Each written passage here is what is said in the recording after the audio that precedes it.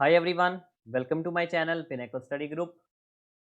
I am Mohit Khanna and in this video I will discuss economy topic and which was in news recently, and the topic name is increased fiscal deficit. Okay, so let's start with the topic increased fiscal deficit.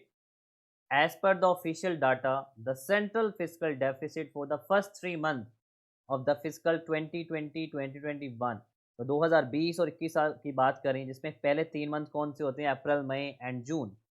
तो अप्रैल मई जून में जो physical deficit है वो 6.6 लाख करोड़ आ चुका हुआ है, जो हमारे पूरे ईयर का बजट है।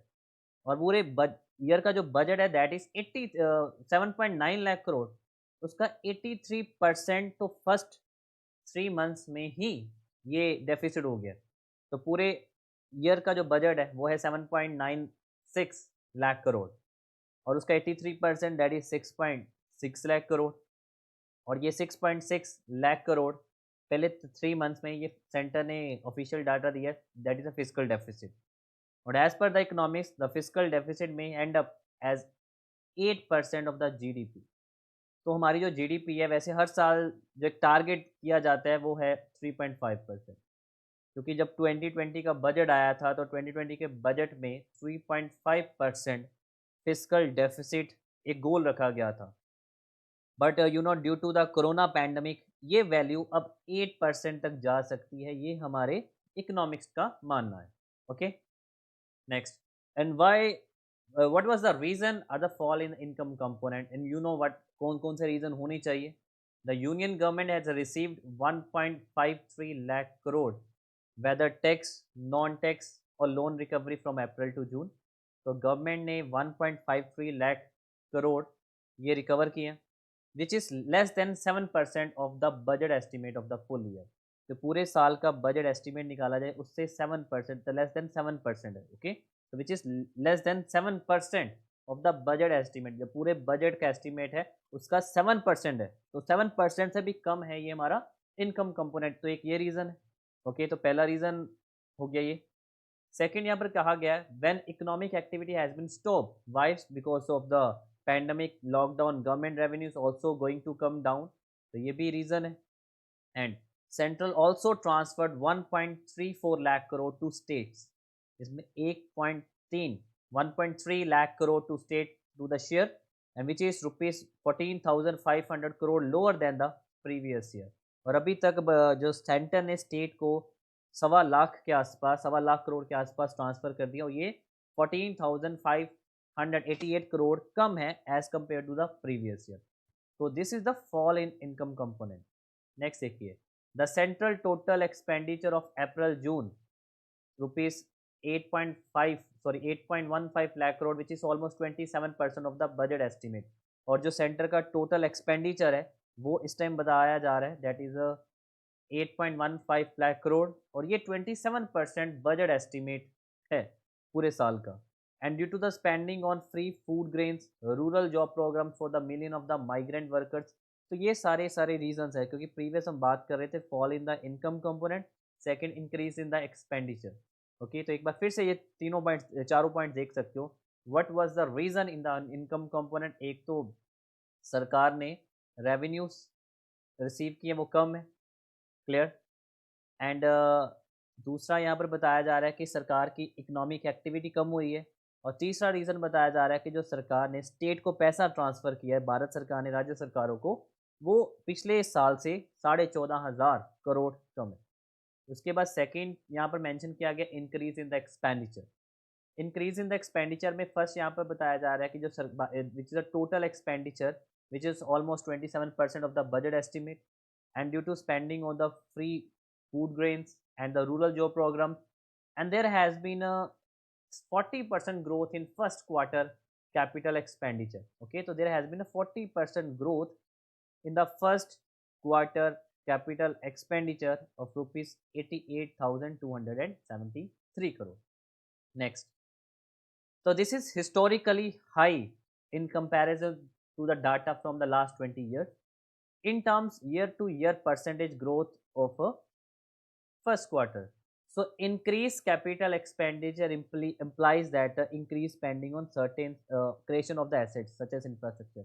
अगर कैपिटल एक्सपेंडिचर इंक्रीज हो रहा है तो इट मीन्स एसेट्स क्रिएशन में ये सारी स्पेंडिंग यूटिलाइज की जा रही है। और उसके बाद है यहाँ पर borrowing, the reduce collection have force the government to raise amount the borrowing this physical. तो ऑब्वियसली अगर ये पैसा डेफिसिट है, डेफिसिट में ऑब्वियसली सरकार क्या करेगी, पैसा सारा बोरो करेगी। और यहाँ पर जो रिकॉर्डिंग है that is ₹12 lakh crore from the early estimate to 7.8 lakh crore। तो भारत सरकार ने जो पहला टारगेट बनाया था वो 7.5 लाख करोड़ के आसपास था, और अब ये 12 लाख करोड़ है बोरिंग। तो you can see the picture here, that is government revenue spending and deficit April June 2019, April June 2020 and percentage change। Gross tax revenue, okay, ये वैल्यू है 4 लाख और यहाँ पर है 2.7। नेट टैक्स रेवेन्यू 2.5 और 1.34। Corporate tax 70 and 54। Income tax 96 62। Central GST 1,16,000 and यहाँ पर 55,000।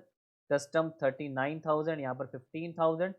Excise 36,000 and 35,000 and total expenditure 7.21 और यहाँ पर 815।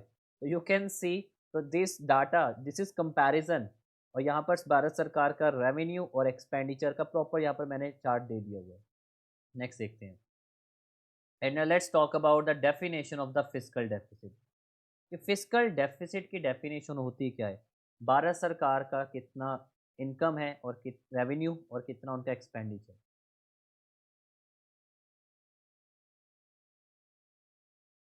डेफिसिट्स की बात करें तो expenditure is more than income, तभी तो डेफिसिट होगा।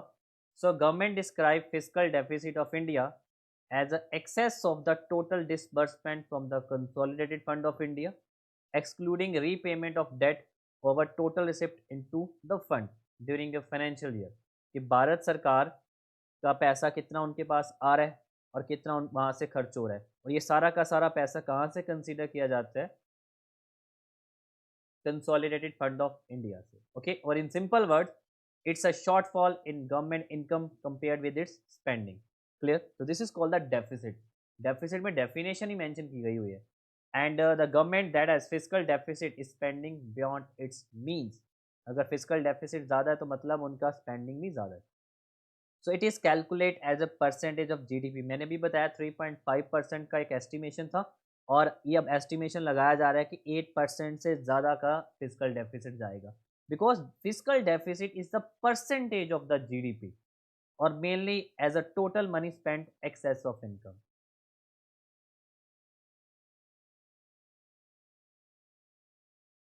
तो percentage of a GDP. In either case, the income figure includes only taxes and other revenues and exclude money borrowed to make up the shortfall. Next देखते हैं। तो physical deficit की यहाँ पर मैंने डेफिनेशन का प्रॉपर फॉर्मूला दिया है। फिजिकल डेफिसिट क्या है? That is total expenditure of the government, that is a capital plus revenue minus total income of the government, that is revenue plus recovery of loan and receipt. ये है physical deficit. आगे अब next definition है expenditure component। the government in its budget allocates fund for several work। Clear है? जो भारत सरकार ने budget बनाया होता है उसमें ऑब्वियसली जो खर्चे होते हैं, एक्सपेंडिचर होता है, उसमें क्या क्या चीज़ इंक्लूड है, that is a payment of salaries, pensions, और ये सारे एक्सपेंडिचर रेवेन्यू में कंसीडर किए जाते हैं, कैपिटल एक्सपेंडिचर में नहीं। कैपिटल एक्सपेंडिचर होते हैं जिसमें इंफ्रास्ट्रक्चर डेवलपमेंट एसेट क्रिएट किए जाते हैं, और डे टू डे खर्चों को सैलरीज पेंशन ये रेवेन्यू एक्सपेंडिचर में कंसीडर किया जाता है। As far as capital expenditure is concern, creation of assets such as infrastructure development। Okay, so this is a formula of a fiscal deficit and the expenditure component। Next देखिए। Next है income component. The income component is made of two variable, revenue generated from the tax and income generated from the non tax. Obviously जब भारत सरकार को जो income आती है या तो टैक्स के फॉर्म में आती है या नॉन टैक्स के फॉर्म में आती है। ओके, नॉन टैक्स में हम उनकी सर्विसेज लेते हैं।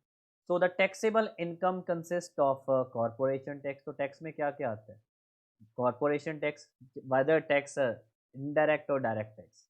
ठीक है, जो टैक्स है वो डायरेक्ट भी हो सकता है और इनडायरेक्ट भी हो सकता है। तो मैं यहाँ पर फॉर्मूला प्रॉपर मेंशन कर देता हूँ।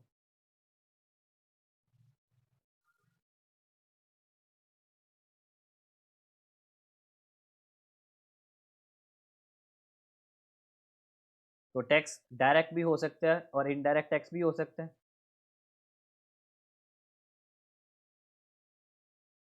यहाँ पर non tax. Clear? So the income component is made of two variable, revenue from the taxes and income generated from the non taxes. The tax income consist of corporation tax, income tax, custom, excise, GST. Corporation tax की बात करें, income tax की बात करें, excise duty, तो ये सारे direct tax हैं और इनडायरेक्ट टैक्स हैं। उसके बाद नॉन टैक्स की बात करते हैं।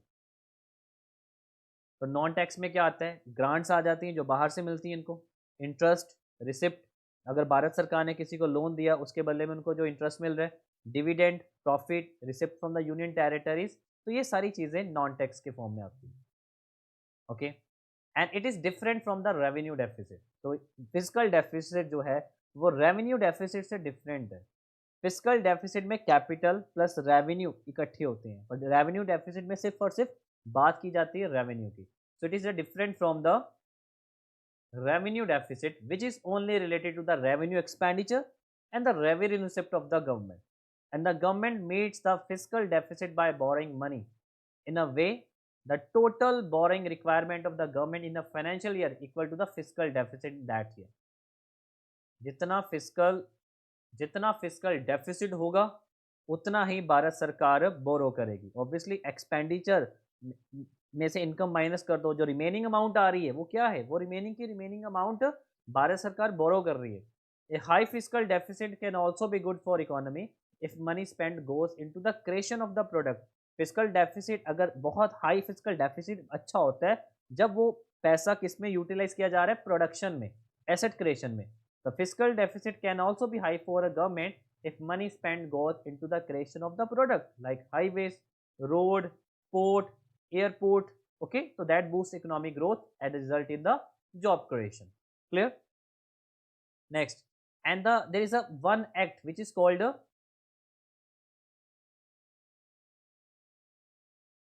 FRBM Act, Fiscal Responsibility and Budget Management Act 2003.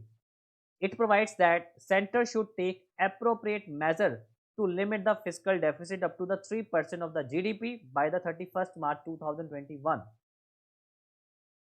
तो यहाँ पर एक कानून बनाया गया था 2003 में, और उसमें क्या कहा गया कि हमारा जो फिजिकल डेफिसिट है उसको सिर्फ और सिर्फ 3% जीडीपी तक लेकर आना है। तो इस साल तो 3.5% था, बट एस्टिमेशन तो यही लगाया जा रहा है कि due to the corona pandemic अब ये 8% चला जाएगा। क्लियर है? तो ये 31 मार्च 2021 तक इसको 3% जीडीपी लेकर आनी थी। And there is one committee called the NK Singh committee which was set up in 2016। तो NK Singh committee which was set up in 2016, it recommended that government should target a fiscal deficit of 3% of GDP in the year to March 31, 2020, cut to 2.8% 2020-21 and 2.5% in 2023. 3% GDP, 2.8% GDP and 2.5% GDP. तो ये कब तक लेकर आना है? 2020, 31 मार्च, 2.8% 2021 और ये 2.5% 2023। Okay, you can see that.